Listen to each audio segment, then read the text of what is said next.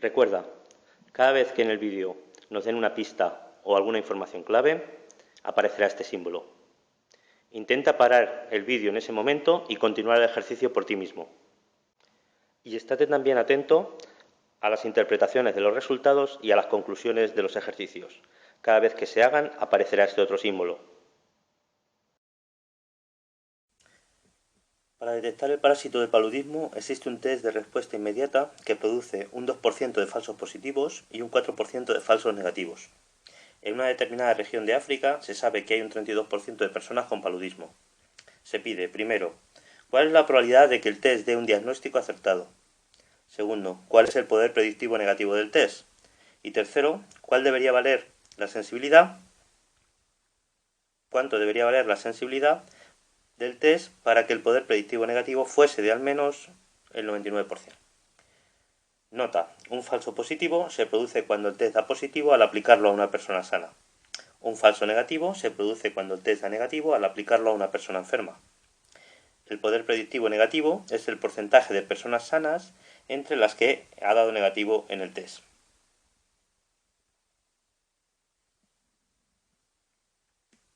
En primer lugar nos preguntan cuál es la probabilidad de que el test dé un diagnóstico acertado. Si llamamos E al suceso consistente en tener la enfermedad, en este caso el paludismo, positivo al suceso consistente en que el resultado del test sea positivo y negativo al suceso consistente en que el resultado del test sea negativo, que sería justo el contrario del anterior, en el enunciado nos dicen que hay un 2% de falsos positivos. Recordamos que un falso positivo se produce cuando el test da positivo en una persona que está sana, por tanto, esto sería la probabilidad de que el test dé positivo condicionado por que la persona no está enferma y será 0,02. Nos dicen también que hay un 4% de falsos negativos. Un falso negativo se produce cuando el test da negativo en una persona que sí está enferma, por tanto la probabilidad de que el test dé negativo condicionado porque la persona está enferma es 0,04. Y por último nos dicen también que hay un 32% de personas con la enfermedad, con el paludismo. Esto es la prevalencia de la enfermedad y por tanto la probabilidad de que una persona al azar esté enferma será 0,32. Bien, con estos datos podemos plantear el árbol de probabilidad asociado a cualquier test diagnóstico, que como siempre tendrá dos niveles. El primer nivel asociado a la enfermedad y el segundo nivel asociado al resultado del test. Bien, en el primer nivel pueden darse dos casos. Puede ocurrir que la persona esté enferma o que la persona no lo esté. La probabilidad de que la persona esté enferma es la prevalencia, que ya hemos visto que era 0,32. Y la probabilidad de que la persona no esté enferma es justo 1 menos la probabilidad del suceso anterior, el suceso contrario. Así que será 0,68. En el segundo nivel, en los resultados del test, suponiendo que la persona esté enferma, pueden darse dos posibilidades, que el test dé positivo o que el test dé negativo. Y del mismo modo, en el caso de que la persona no esté enferma, tenemos los mismos resultados, positivo o negativo. La probabilidad de que el test dé positivo en el caso de que la persona esté enferma es la sensibilidad de un test y es 1 menos la probabilidad del suceso contrario, que es el suceso consistente en un falso negativo, ¿no? Hemos visto que era 0,04. Por tanto, la probabilidad será 1 menos 0,04, 0,96. La probabilidad de negativo, en el caso de que la persona esté enferma, ya hemos visto que es la probabilidad de falso negativo, que es 0,04. La probabilidad de que el test dé positivo, en el caso de que la persona no esté enferma, esto será la probabilidad de un falso positivo, que ya hemos visto que es 0,02. Y la probabilidad de que el test dé negativo, en el caso de que la persona no esté enferma, será 1 menos la probabilidad del suceso contrario, menos la probabilidad de falso positivo, será por tanto 0,98. Así pues, pueden darse 4 resultados posibles y tenemos el siguiente espacio muestral. El primer caso posible sería que la persona esté enferma y el test dé positivo. El segundo caso posible, que la persona esté enferma y el test dé negativo. El tercer caso posible sería que la persona no esté enferma y el test dé positivo. Y el último caso, que la persona no esté enferma y el test dé negativo. Como nos preguntan por la probabilidad de que el test dé un diagnóstico acertado, de los 4 casos posibles, los 2 casos en los que el test acierta serían estos 2. Es decir, que la persona esté enferma y el test dé positivo, y que la persona no esté enferma y el test dé negativo. Así pues, la probabilidad de que el test dé un diagnóstico acertado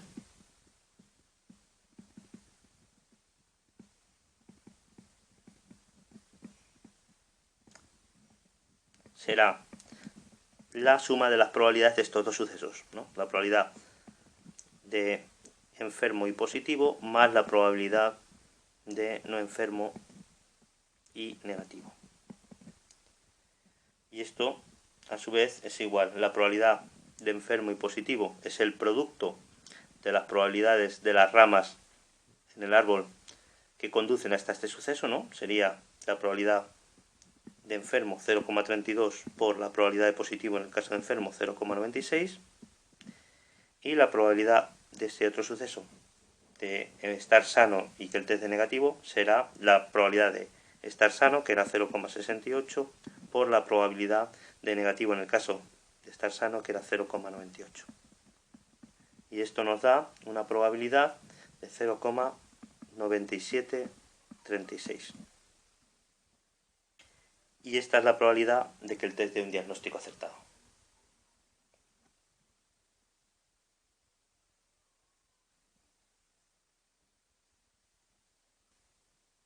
En segundo lugar, nos preguntan ¿cuál es el poder predictivo negativo del test? Recordamos que el poder predictivo negativo del test es el porcentaje de personas sanas de entre las que el test ha dado negativo, es decir, en el fondo es la probabilidad de que la persona esté sana condicionado porque el test ha dado negativo. Para calcular esta probabilidad podemos utilizar la definición de probabilidad condicionada, que nos dice que la probabilidad condicionada de un suceso es el cociente entre la probabilidad de la intersección, no estar enfermo y que el test dé negativo, entre la probabilidad de lo que condiciona la probabilidad de estar negativo, la probabilidad de que el test dé negativo. La probabilidad del numerador es justo la probabilidad del último caso, del espacio muestral, de este caso, y la probabilidad del denominador será la probabilidad de este caso más este, que son los 2 casos del espacio muestral, ¿vale?, donde se cumple el suceso negativo. Así pues, tenemos la probabilidad de no estar enfermo, intersección negativo, dividido entre la probabilidad de estar enfermo, intersección negativo, más la probabilidad de no estar enfermo y que el test dé negativo. Cada una de estas probabilidades las vamos a calcular a partir del árbol, multiplicando las probabilidades, como siempre, de las ramas que conducen a cada suceso. La probabilidad del numerador es la probabilidad de no estar enfermo y que el test dé negativo. De acuerdo al árbol que tenemos, la probabilidad de este suceso será la probabilidad de no estar enfermo por la probabilidad de que el test dé negativo condicionado porque la persona está enferma. Si miramos al denominador, la probabilidad de enfermo y negativo, de igual modo, miramos al árbol, será la probabilidad de que la persona esté enferma por la probabilidad de negativo condicionado al caso de estar enfermo, más, y de nuevo la probabilidad de no estar enfermo y que el test dé negativo es lo mismo que hemos puesto en el numerador, será la probabilidad de no estar enfermo por la probabilidad de negativo condicionado por no estar enfermo. En el fondo, lo que hemos puesto es la fórmula del teorema de Bayes, ¿no?, teniendo en cuenta que enfermo y no estar enfermo, en el fondo, constituyen un sistema completo de sucesos. Finalmente, sustituimos cada una de estas probabilidades, que las tenemos ya en el árbol, y nos quedaría la probabilidad de no estar enfermo es 0,68, por la probabilidad de negativo en el caso de no estar enfermo, que era 0,98. Y en el denominador la probabilidad de estar enfermo es 0,32, por la probabilidad de negativo en el caso de no estar enfermo, que era 0,04, más la probabilidad de no estar enfermo, de nuevo 0,68, por la probabilidad de negativo en el caso de no estar enfermo, que era 0,98.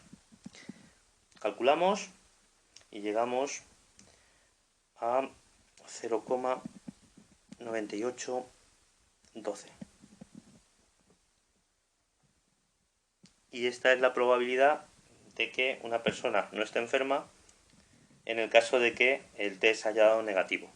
Por tanto, el poder predictivo negativo del test será de un 98,12%.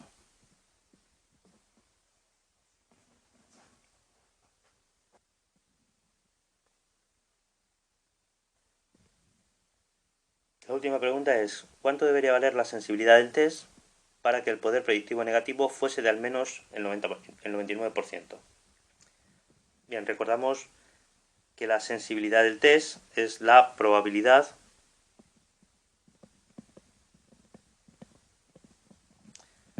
de positivo en el caso de estar enfermo, ¿de acuerdo? Que es justo lo que aparece en esta rama. Así pues, vamos a llamar a la sensibilidad X y por tanto en el árbol del test diagnóstico vamos a poner aquí X y por tanto la probabilidad de falso negativo será 1 menos X.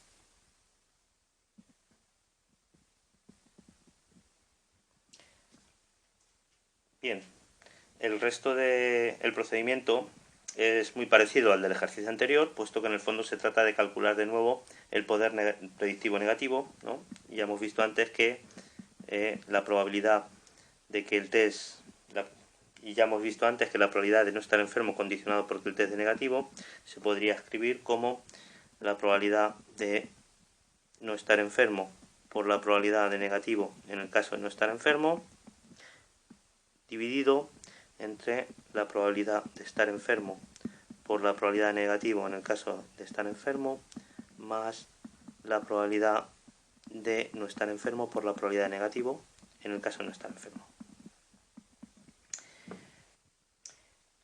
Y rellenamos cada una de estas probabilidades con los valores que aparecen ahora en este árbol. La probabilidad de no estar enfermo es igual que antes, es 0,68, por la probabilidad de negativo en el caso de no estar enfermo, de nuevo igual que antes, es 0,98.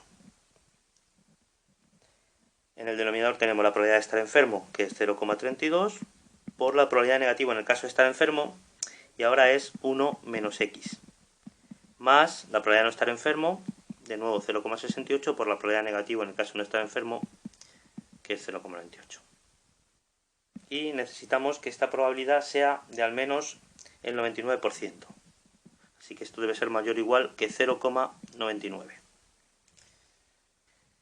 Como se ve en el fondo, se trata de resolver esta inecuación donde la única incógnita es X, que es precisamente la sensibilidad que nos piden.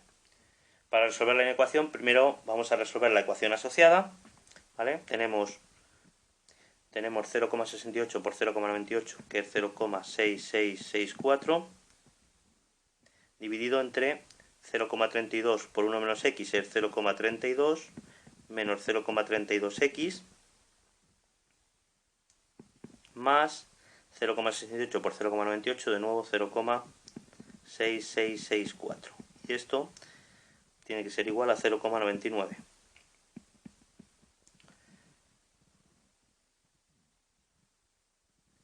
Vamos a pasar el denominador multiplicando al otro lado y 0,9 lo pasamos dividiendo, con lo cual al final nos quedaría 0,6664 dividido entre 0,99 es igual a 0,32 menos 0,32x más 0,6664. Seguimos simplificando y nos queda 0,6664 entre 0,99 0,6731, y esto es igual a 0,32 más 0,6664, que será 0,9864 menos 0,32x.